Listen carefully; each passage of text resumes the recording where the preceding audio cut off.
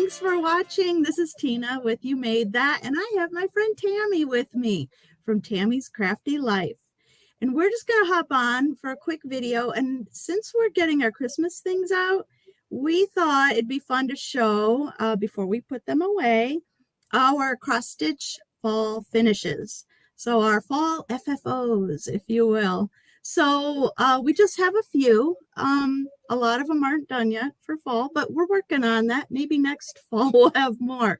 But we're going to hop on and show you a few of what we've got. So I'm going to move Tami around, and thanks for joining me, Tami. Sure. Thanks for having me, Tina. This is always fun. Yay!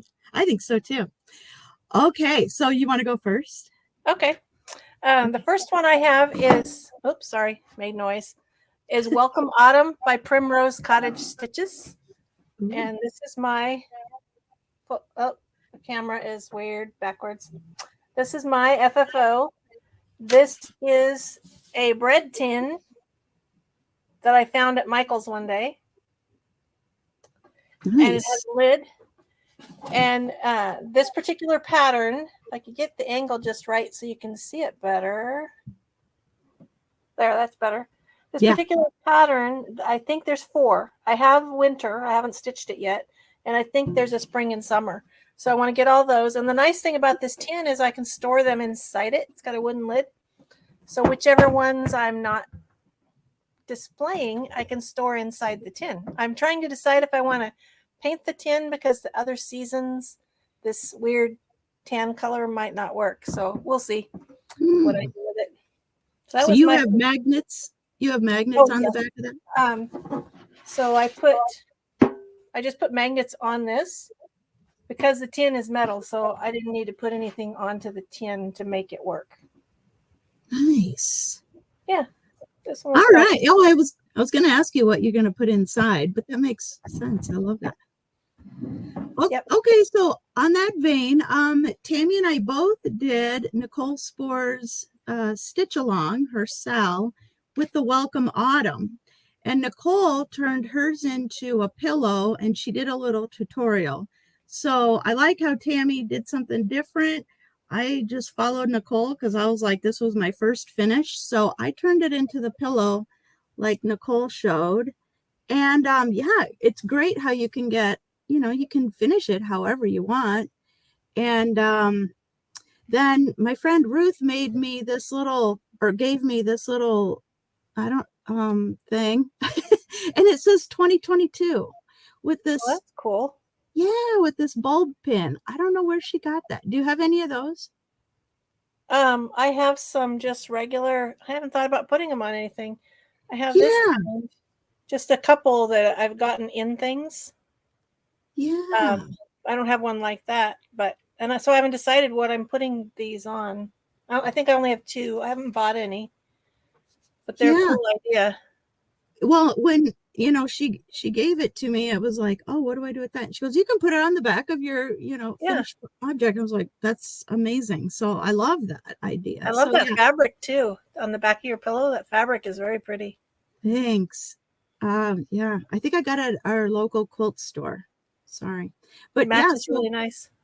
So Tami and I both did the Sal, and Nicole's gonna have another one in winter, I think in January.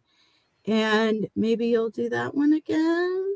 Depends on what it is. The one she just did wasn't one I wanted to stitch. So yeah, if it's something I want to stitch, then I will do it.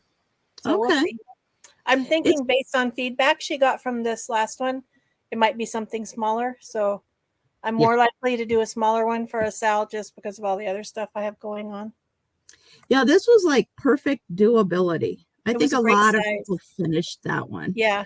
And I finished it early, I think. Nice. So. Yeah, I'm not done with the one she's doing now either. So I vote for a quicker one. Yeah. So we'll see when she announces it. My next one is a pattern that the only way you could get it was to take a class I took. This class was by Heart and Hand. And this is called Thankful Town. Oh, cute. So it's like a miniature of her tiny towns. And I finished mine on this cute little box from Hobby Lobby. So I put fabric inside also. It's cute. I stained the box. It came from the unfinished wood. And I just thought this was a really fun way to display this tiny little thing. And I used this gold cord from Hobby Lobby, and it frays really bad. So in the corner up here, this way, this is a wooden leaf from a little set of leaves I got also at Hobby Lobby, and so it hides that ugly end of that cord. Nice. So this one was really fun. It was a quick stitch also. I think our backgrounds in card making has helped us in our cross stitch, because in card making you learn how to embellish and hide your little mistakes, and yeah, we just carry that over into cross stitch. Yeah, on it. Right. So I didn't show on the Welcome Autumn, but on this one I used a Hobby Lobby like chenille. And the way this chenille works, you can't tell where the end is. I matched up the ends down here somewhere. Wow. So it worked really nice. I used some fabric glue, but that other trim, it's doesn't really look metallic, but it's got to be metallic the way that it acts when you cut it, and it just goes flat. Yuck. Well, yeah, good deal. We live and we learn. We try things. That's true. Okay, so this one is, I think it's from Tiny Modernist, and it's called a bell pull. I didn't make it into a bell pull, but so I put a little dowel on the top and some twine. Leaves are falling, autumn is calling, pumpkin spice and everything nice. I love fall most of all. It's hitting my shelf. I love the critters on there, especially the fox. I know, they were really cute. There was some back stitching that you could do in his tail, and I didn't do that. I was like, nah. And what did you add to the bottom? Are there buttons on the bottom? Yeah, then there's buttons at the bottom, which also came from our friend Ruth. But I thought, oh, this will be perfect because it needed a little something, something. Yeah. And then I just put fabric on the back, because this way I can kind of fold it, and then I can just iron it next fall, but I can store it a little easier rather than putting it on like a board.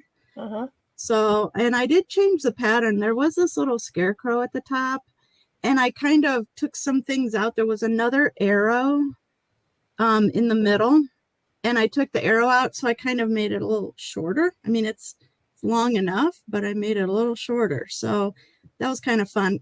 I think you taught me about cutting and pasting your pattern and, and gluing and making one big. So I really cut and pasted that one. That's what we get to do. We get to modify if we want. For a whole different reason. You cut and pasted for a whole different reason than what I usually do. I'm usually cutting and pasting to be able to see parts of the pattern together, but that's a good way to do it too if you want to take out elements. Yeah. My next one is very old. I stitched this in 1983 for my father, and when he died, I got it back. And I consider this a fall one, although I leave it up all year round. And it's kind of funny. Of course, in 83, everything was either Aida or an ugly linen. I did stitch a wedding thing on linen for my sister, but so this was white Aida, and it's behind glass. But over the years, the fabric has, and I think it's probably because of the sticky board, maybe, but it looks pretty cool, I think. The fabric has changed color. I'm trying not to get glare, but I have a window right there. So I don't know if you can see that the fabric is like mottled. Yeah. So it almost looks like fabric I might buy now to stitch the same thing. And it didn't start out to be mottled. It was it was white. But I think I know I mounted it on sticky board, and the sticky board that was before acid-free stuff, So I think this is beautiful, and I think it was in a booklet, maybe Stony Creek. I don't know. I don't have it anymore, but that had a bunch of different woodland type of animals in it. But I stitched this for my dad because he was an outdoorsman. Nice. My dad was too. Wow, that took you a while. My goodness. Actually, so 1983. When I first started cross stitching, I was obsessed. And I did one thing at a time, and I would just all of my time. That's all I did.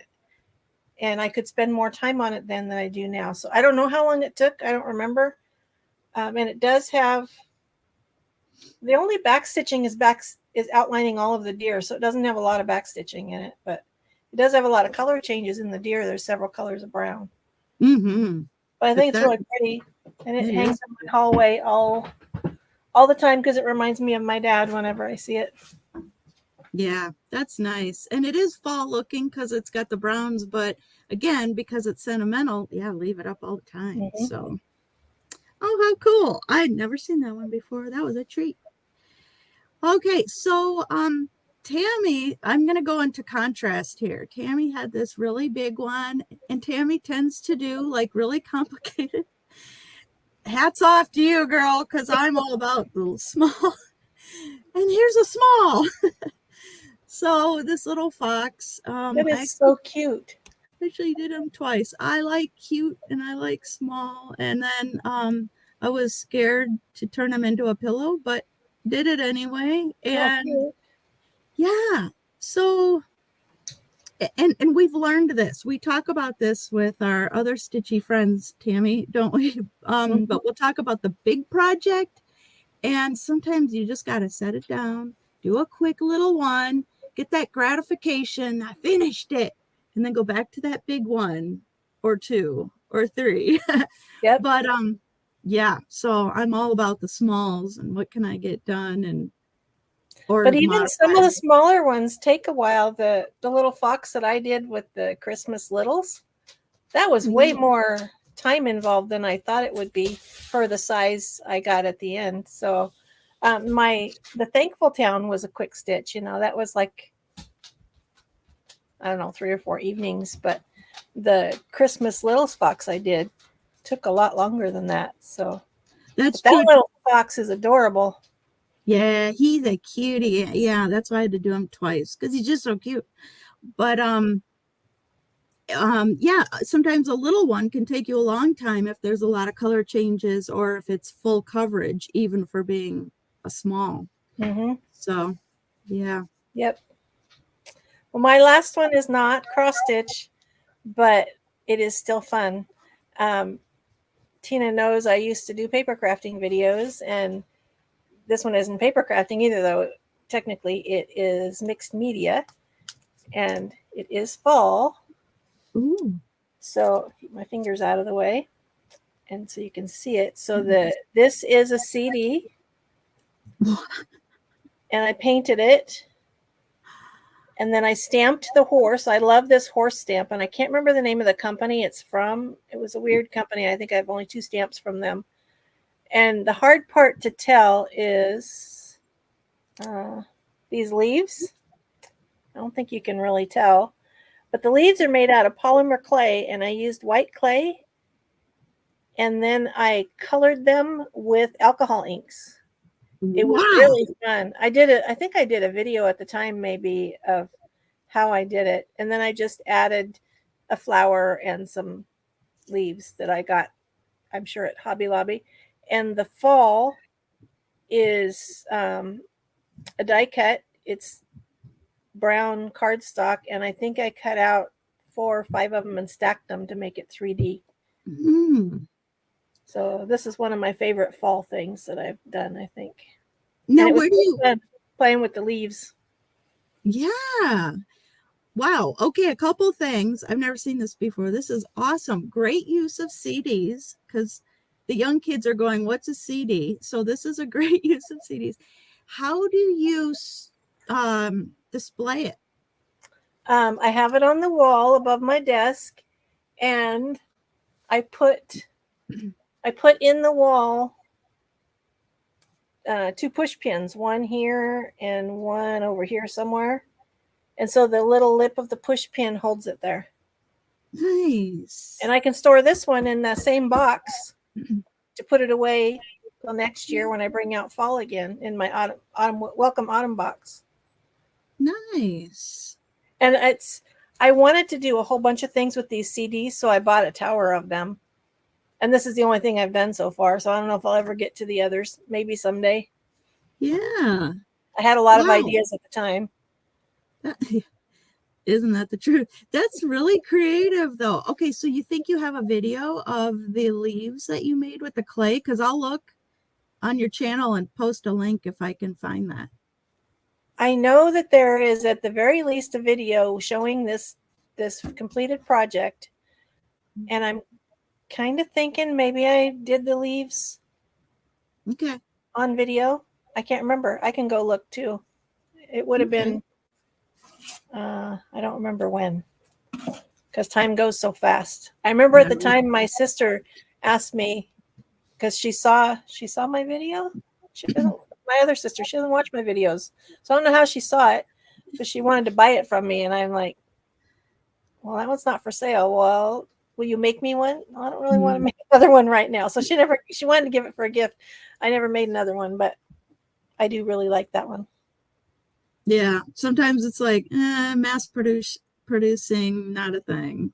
Yeah. One and done, but other times it's okay to do it. Well, that was a treat too. I like that. Yeah, it was fun. Okay, so for my last one, is Harvest Wishes and Pumpkin Kisses. Oh, I love that. I don't remember who did this pattern. It's Primrose Cottage. Oh, it is Primrose? Oh, okay. And they had a little thing, a little other line at the other side of the H, and I took that off. I was like, nah. I simplified it to be more like the P and the K. And I noticed on Facebook a lot of other people did that too. It's like, I did that too. And then this is a little button that I made with a little button kit that I got on Amazon, and I cross-stitched it. You can do fabric buttons, or that's a cross-stitch one. And it is magnetized on this Dollar Tree easel. So my question now is, okay, Tina, what Christmas one are you going to replace this one with? So it can be seasonal. I'm sure they have. If they don't have one like that that's Christmas, they will have, because she does all those in sets. Yeah, I think there might be a snowman one or something. Yeah, that's true. I'll have to check that out. Yep. If she doesn't have it yet, it'll come out soon. Nice. Thank you. I will keep an eye out for that. Yeah. Also, if anyone wants to get back into cross stitch, there's a lot of free patterns, especially on Facebook groups. Shannon Christine, her Facebook group has a lot of free patterns, little ornaments and things like that. Can you think of anybody else who has some freebies? Doreen Jones has been having some free ones on Facebook. Oh, on Facebook and Etsy too, maybe? Maybe. I saw one on Facebook this morning. I think Hands On Design has at least one on their website that's free. And Luminous Fiber Arts, Misty, if you sign up for her newsletter, she sends you a link to a free one, and that was the joy ornament that I did. Oh, I did sign up with hers. I think that next one was like a snowman, and it was all done in red. Did you see that? Yeah, I think I got that one. So yeah, I think almost every designer, it seems like, especially the big ones, if you go to their website, you'll find at least one thing for free on there.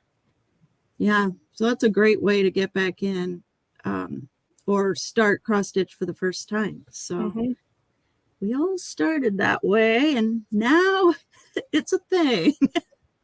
Yeah, I have somebody, a friend, actually a paper crafting friend, who watches my videos, and it's funny, she never comments, but she'll send me text messages, and she texted me the other day and said, I love all your cross stitch. And it was after I posted my Christmas letters finished somewhere. I don't know if I was on Facebook or somewhere. And she says, now I want to get back into cross stitch, so tell me where to go and to get the supplies. And I'm like, oh my gosh, there's 1,000 places. Well, more than 1,000, but then I remembered, so I told her, all the online places. Then I remembered she's in Portland, where my local needle workshop is. So I told her the name of that and told her to go there and start there, because they'll walk her through the whole thing. And nice. Yeah, so that was kind of cool. That is cool. Yeah, and you brought up a good point.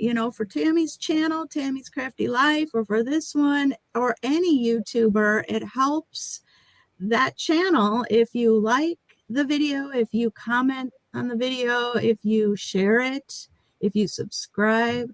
So if you have a YouTuber that you really enjoy their content, you can help them that way and help their analytics by doing any of those things. So, and we always appreciate it. Yes.